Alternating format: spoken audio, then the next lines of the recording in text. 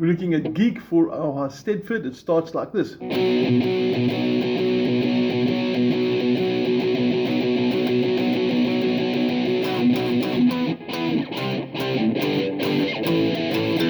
I'm not going to play the whole song through. I'm going to break it up into small stages and guide you as to what fingers to use, where the chords are, little techniques. And without talking too much further, let's get into the main thing. So I'm going to change my camera view. And I'm going to assume that you do have a copy of the PDF of the piece Geek as well. If you don't have it, let me know and I'll resend it through to you. But you should have it either printed out. In fact, printed out is always better. And we're opening up with a B5 power chord. You can see there at the top, part A, it says B5. Okay, now it's first of all palm muted, so your palm is going to be resting something like this. There's my bridge, there's my saddles. I'm resting my palm just slightly so it semi-muffles the string. This will be too much, way too much. This will be way too little. And this will be run about just right. So just right means you can hear the pitch of the note, but you can also hear that the string is being slightly muffled. So it's all about not the pressure, but where the positioning. You can see my palm is moving around. It's where your palm is positioned. Okay, back to the B5 power chord. Basically, there's three ways to play the power chord. You can use fingers 1, 3, and 4. This is fret 7 for the B5, fret 9 and fret 9. If you don't like that, you can also use fingers 1 and 3, but then flatten the third finger. Or you can use 1 and pinky, which is my go-to, also flattened. So even though you're starting with 2 strings, you'll notice the third bar adds the third note. Okay, so watch out for that. And then on the rhythm, you'll see it's a little 3 above each pair of notes.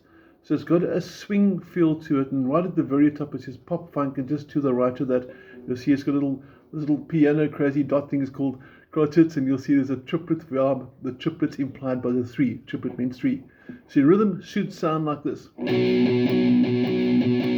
if I was counting it, it would be 1 and 2 and 3 and 4 and that'd be 1 bar. We want 2 bars of that. Now on the third bar, basically you're strumming on every note of the triplet. So it's 1, 2, 3, 2, 2, 3, 3, 2, 3, 4, 2, 3. Or without the guitar, 1, 2, 3, 2, 2, 3, 3, 2, 3, 4, 2, 3. It's quite a fast count. And if you watch my hand, you can see it's moving really quick. And we're definitely going to go James Hetfield this from Metallica and do downstrokes. It just works better for the song. Otherwise, normally I'd go alternate strokes. But for this one, I think the downstrokes work better. So I'm going to play through the first 4 bars. Notice they're all downstrokes. Listen carefully for the gaps versus that. Listen for the change there. And listen for the last bar before part B starts, which goes. Listen for all those. Are you ready? 1 and 2 and 3 and 4 and.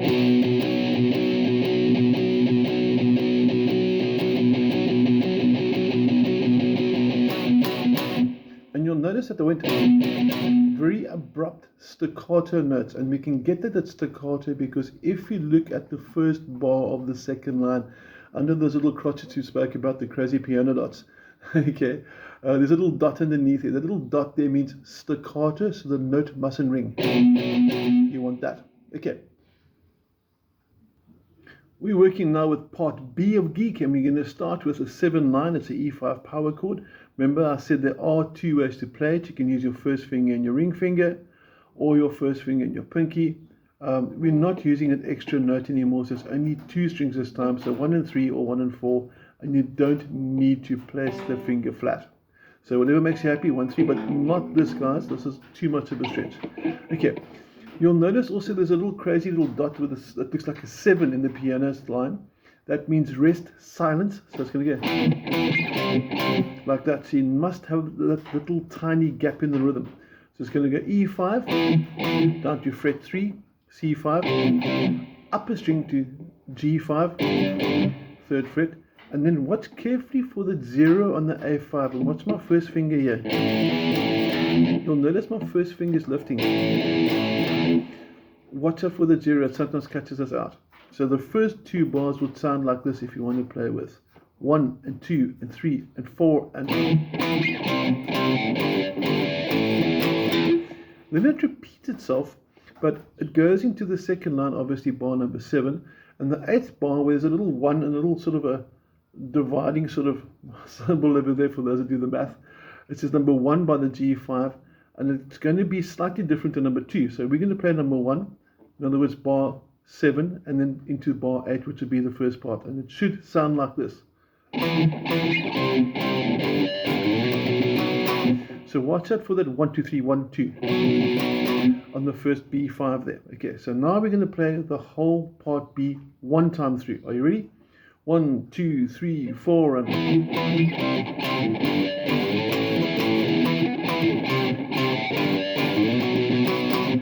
the second time we repeat it, we ignore that bar which says 1 and we go to the one that says 2. So now we're going to go back to bar 5. We're going to play bar 5, 6, 7, 9, assuming we're doing it the second time. And then we're going to bar 10, which will end before part C, which will be next video. So here we go. Imagine this is the second time you're playing it.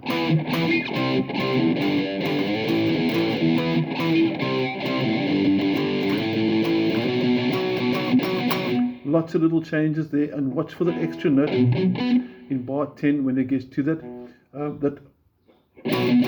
That's the quarter part with a little dot underneath we spoke about earlier. So now I'm going to play the whole of part 3, or part B3, but I'm going to play it through twice. Should sound like this.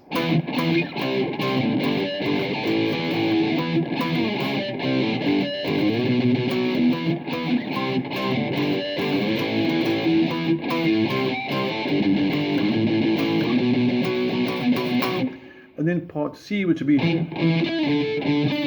going to do in the next video. So that should keep you busy for the first. See you video number 2.